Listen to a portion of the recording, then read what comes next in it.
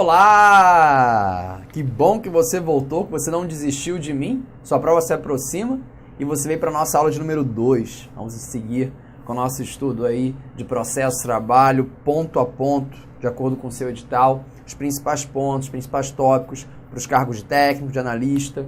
Vamos lá, vamos seguir e já colocar direto no nosso cadernão aí os princípios do processo trabalho. Nessa parte, né, dos princípios, ela é muito importante e alguns princípios aparecem em prova. Então a gente faz assim uma passagem pelos principais, é claro, e aí o que vier a gente está pronto. Vamos começar pelo mais importante, sem dúvida, para efeito de prova, que é o princípio da subsidiariedade.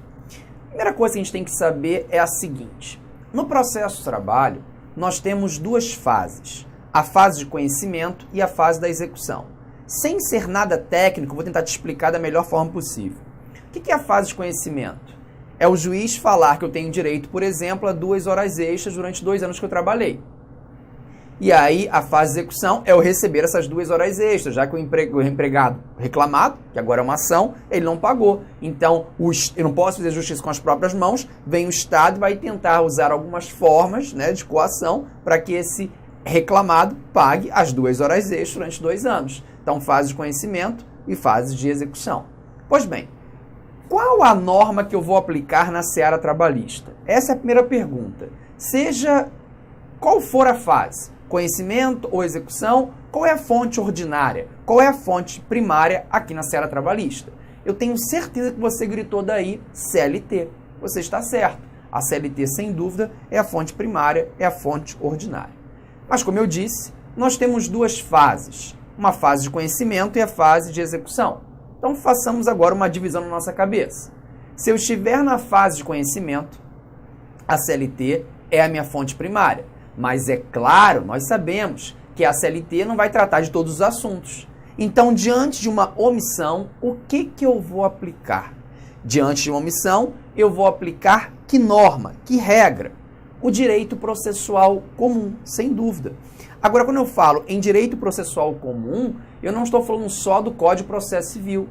Pode ser a lei do mandado de segurança, a lei da ação civil pública, o Código de Defesa do Consumidor. É claro, é evidente que, via de regra, vamos aplicar o CPC. Ele está do seu lado aí. Estou vendo daqui a sua CLT, o seu CPC ou o seu VAD, é exatamente isso.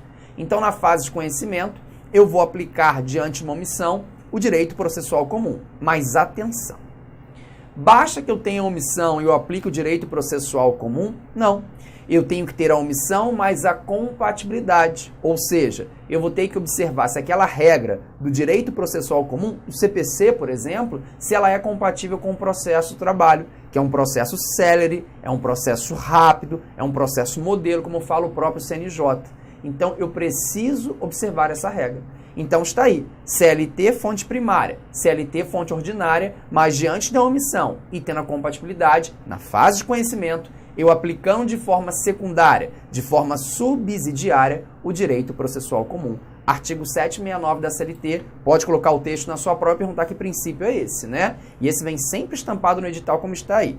Nos casos omissos, o direito processual comum, veja, direito processual comum, não falou que é o CPC, mas é claro que nós sabemos que é o CPC, né? No campo processual. O direito processual comum será fonte secundária, será fonte subsidiária do direito processual do trabalho, exceto naquilo em que for incompatível com as normas deste título. Está aí. Está aí. Bem claro, bem tranquilo, então não tem para que a gente confundir. Bom, então, só o checklist. Fonte primária, fonte ordinária, CLT. Se tiver omissão, aplica o CPC? Não só a omissão, né? Estamos aqui, vamos lembrar, na fase de conhecimento.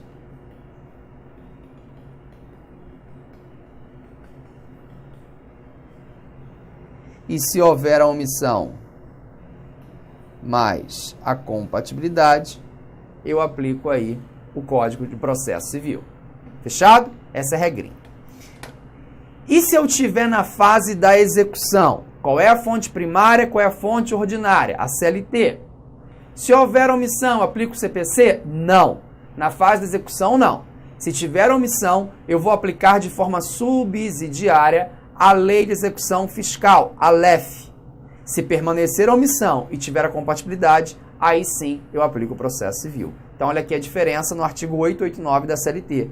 Aos trâmites incidentes do processo da execução são aplicáveis naquilo em que não contravierem ao presente título os preceitos que regem o processo dos executivos fiscais para a cobrança judicial da dívida ativa da Fazenda Pública Federal. Então, o esqueminha é esse aqui, CLT, fonte primária, fonte ordinária.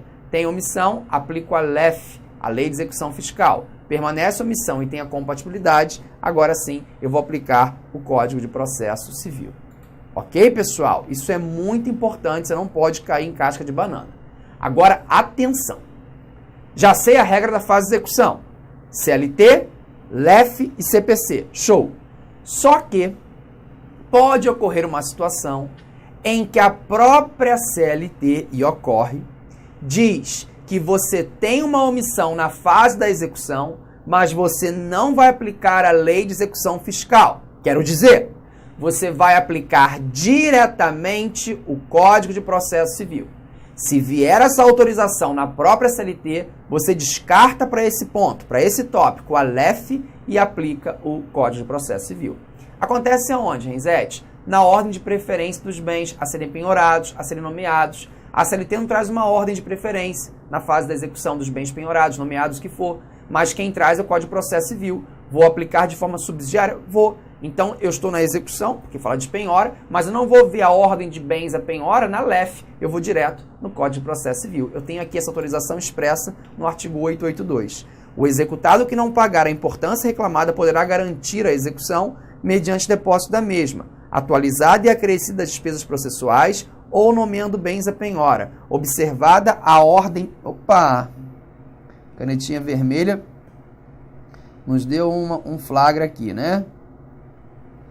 Aqui, observada a ordem preferencial, aí está, estabelecida no artigo 655 do CPC. Cuidado, esse 655 do CPC é do CPC anterior. Vamos atualizar para o novo CPC, é o artigo 835 do CPC de 2015. Não esquece, sua prova vigora o novo CPC. O CPC antigo já era, agora é CPC de 2015. Beleza? Temos um problema. Falando em novo CPC, temos um problema e precisamos solucioná-lo. Qual é o problema, Renzete? O novo CPC trouxe no artigo 15 uma regra interessante. Ele fala o seguinte: se eu tiver uma omissão num processo de trabalho, eu aplico direto o CPC. Direto. Artigo 15 do CPC de 2015. Na ausência, só falou em ausência. Na ausência de normas que regulem processos eleitorais, trabalhistas, que me interessa, ou administrativos, as disposições deste Código lhe serão aplicadas de forma supletiva e subsidiariamente. Primeira observação. Forma subsidiária é o que a gente está falando. Para o artigo 15, novo CPC, basta a omissão que eu aplico o CPC. Omissão na CLT, eu aplico o CPC. Não falou em compatibilidade. Forma supletiva é o quê? Isso aí vem em boa hora, a gente esperava isso. É quando a CLT dispõe do tema, ela não é omissa, mas é incompleto. A CLT fala de ação rescisória? Fala do depósito da ação rescisória, mas não traz as regras de rescisória. Vou usar o quê? O Código de Processo Civil, de forma supletiva. Isso vem em boa hora. Acontece o seguinte, pessoal. O artigo 15 não fala em compatibilidade. Então, eu acabei com compatibilidade do 769 da CLT. Cuidado. Chegou a hora da gente comentar sobre isso. Não falamos na aula 1, falo agora na aula 2. Nós temos em vigor hoje a Instrução Normativa número 39 de 2016. Essa instrução ela é de suma importância para nós, operadores do direito. Por quê? Porque com o advento do novo CPC, nós, da área trabalhista, que precisamos dele para aplicação de forma subsidiária, tivemos muita dúvida. Como assim muita dúvida? Muita dúvida do que a gente aplicaria ao processo de trabalho, do que a gente não aplicaria ao processo de trabalho, ou do que aplicaria em parte com adaptações. Então, essa Instrução Normativa 39 de 2016, ela veio para dar esse suporte, ela veio em uma excelente hora. Acontece que a Associação dos Juízes Federais entendeu que o TST está legislando de matéria processual com essa Instrução Normativa e apresentou uma DIN, uma ação direta de inconstitucionalidade perante o Supremo Tribunal Federal. E a DIN está lá. Ela vai ser apreciada, ela vai ser julgada. A boa notícia é, isso não afeta a sua prova, porque o seu edital já está publicado. Então, para a sua prova, vale tudo que comentarmos aqui em relação à instrução normativa 39. Fechado? Não comento mais isso, tá? Para nossa prova, vale todas as orientações da instrução normativa número 39 de 2016. Fechado? Bom demais. Então, essa instrução vem e fala o quê? Que eu vou aplicar o artigo 769 e o 889 da CLT de forma harmoniosa com o artigo 15 do novo CPC. Mas eu não vou afastar o critério da compatibilidade. Não basta omissão para aplicar o CPC. Tem que ter a omissão, mas compatibilidade da regra com o processo do trabalho. Vamos lá, só para ilustrar aqui o artigo 1º da Instrução Normativa 39 diz assim: o TST, aplica-se o Código de Processo Civil subsidiária, ok, e supletivamente ao processo de trabalho, em caso de omissão, e desde que haja compatibilidade, omissão e incompatibilidade com as normas e princípios do direito processual do trabalho, na forma do artigo 769 e 889 da CLT, e do artigo 15 da Lei 13.105 de 2015. Aí está. Então, vão aí acontecer de forma harmoniosa, é essa a grande ideia, tá? Grande ideia, grande base, é isso aí, não esqueçam. Muito bem, muito bem, muito bem. O nosso próximo princípio a ser analisado é o princípio do dispositivo ou da inércia. O que nós precisamos lembrar? Que a jurisdição, ela é inerte, ela fica paradinha. O juiz não sai nas empresas e pergunta: tem algum problema aí? Quer que eu resolva? Quero trabalho? Não. Então, a jurisdição deve ser provocada. E o instrumento inicial para a provocação da jurisdição é a petição inicial, é a reclamação trabalhista. Então, a jurisdição ela vai ser provocada. Ela se desenvolve por impulso oficial. Ok, uma vez provocada. Então, ela precisa ser provocada. O artigo 2º do CPC anterior, ele falava isso. Exatamente isso. Agora, veio estampado no artigo 2º também do CPC novo, que diz que o processo começa por iniciativa da parte e se desenvolve por impulso oficial, salvo exceções previstas em lei. E nós temos aqui exceções no nosso processo de trabalho, que nos interessa muito, quando envolver um dissídio coletivo suscitado pelo presidente do TRT. Se eu tiver a suspensão do trabalho, que cause uma grande lesão aí ao público em geral, pode o presidente do TRT suscitar um dissídio coletivo. É uma hipótese. A execução aqui no processo de trabalho, ela pode ser promovida de ofício, não tem que ter a provocação. É claro, a execução definitiva, execução provisória, ainda existe um recurso a ser apreciado, a ser analisado, pode mudar todo o cenário. Mas na execução definitiva, ela pode ser sim promovida de ofício pelo próprio juiz. Tá bom? Então, regra é o princípio da inércia, o princípio do dispositivo ou inércia, tanto faz. O processo começa por iniciativa das partes, mas vai se desenvolver totalmente aí por impulso oficial. Beleza? Muito bem. O próximo princípio é o princípio do inquisitivo ou do inquisitório. O que traz o princípio do inquisitivo ou do inquisitório? O juiz é o diretor, o juiz dirige o processo, o juiz pode definir provas a serem ouvidas. O juiz no processo de trabalho tem um amplo poder, pessoal. Se você já vem estudando o novo CPC, nas suas aulas de processo civil com o seu professor, você já observou que com o novo CPC nós temos um outro princípio, não é mais esse princípio dispositivo ou inquisitivo. É o princípio da cooperação. Juiz cooperando com as partes, todo mundo se coopera de forma harmoniosa. Essa é a ideia hoje do novo CPC. No processo de trabalho, não. O juiz ainda dirige. O juiz é o diretor do processo e isso não ficou afastado. O processo começa, falamos agora anteriormente, por iniciativa da parte, mas se desenvolve por impulso oficial. E que impulso? Já que o juiz é o diretor do processo. Isso está aqui estampado no artigo 765 da CLT. Os juízes e tribunais do trabalho terão ampla liberdade na direção do processo e valerão pelo andamento rápido das causas, sempre a rapidez, sempre a celeridade presente, né? Podendo determinar qualquer diligência necessária ao esclarecimento delas. Olha o 852D, que está lá no sumaríssimo. O juiz dirigirá.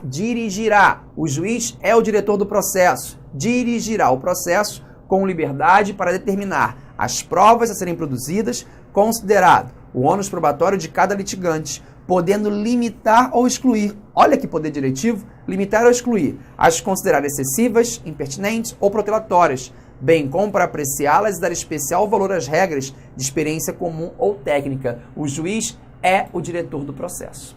Princípio do inquisitivo ou do inquisitório. Eu não aplico esse princípio hoje no processo civil. No processo civil, aplica-se hoje o princípio da cooperação. Todo mundo cooperando, maravilha. Um outro princípio inerente ao processo de trabalho é o princípio da oralidade. A oralidade norteia todo o processo de trabalho. Nós temos reclamação trabalhista, verbal ou escrita. A contestação pode ser escrita, mas pode ser verbal na audiência em 20 minutos. Nós temos razões finais, podem ser verbais, não é isso? Então, atente-se a isso. Então, o princípio da oralidade, ele vai nortear todo o nosso processo.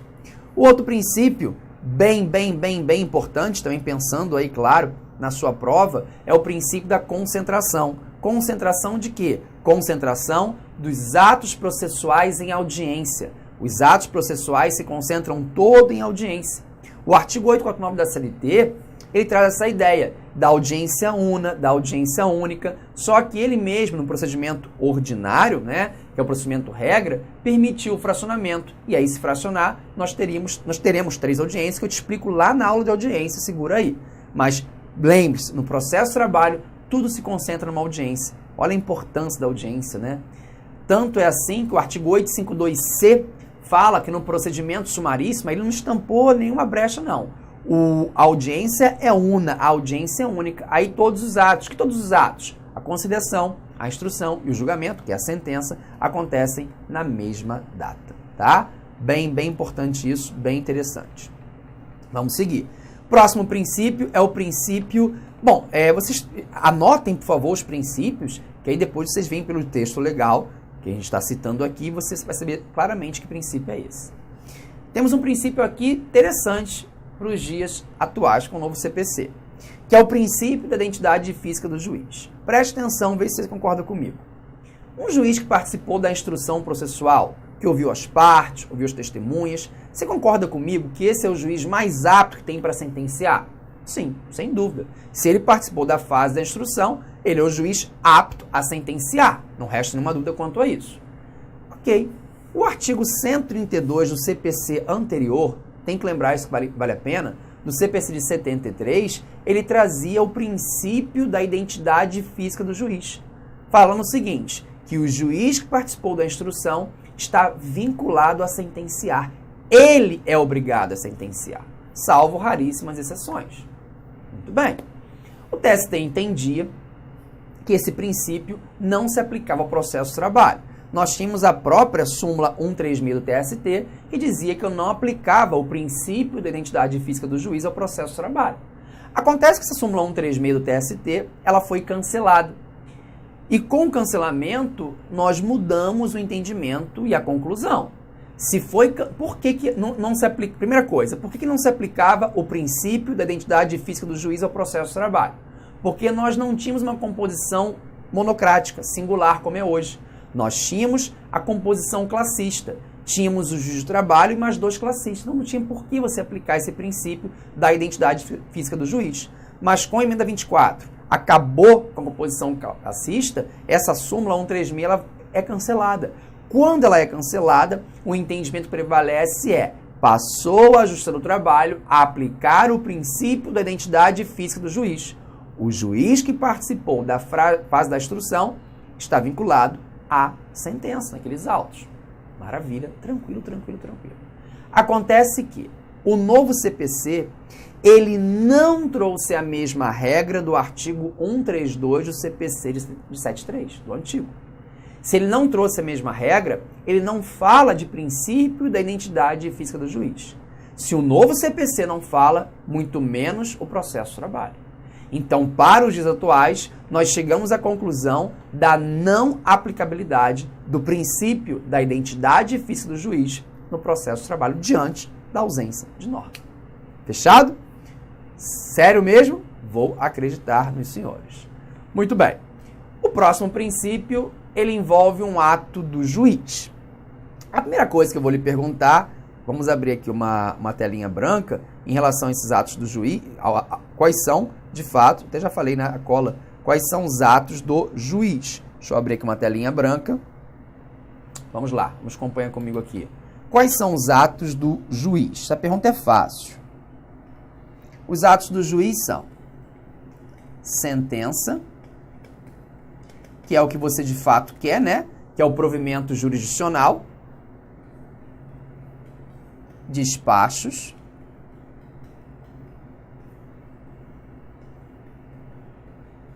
E a decisão. Quer continuar assistindo essa videoaula? Aliás, você quer fazer o nosso curso aí, super competitivo, aqui no Lá Concurso? Então convido vocês a acessarem o nosso site, laconcurso.com.br.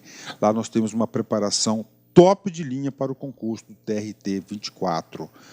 TRT 24, Tribunal Regional do Trabalho de Mato Grosso do Sul. Concurso esse que edital já está na praça, está publicado.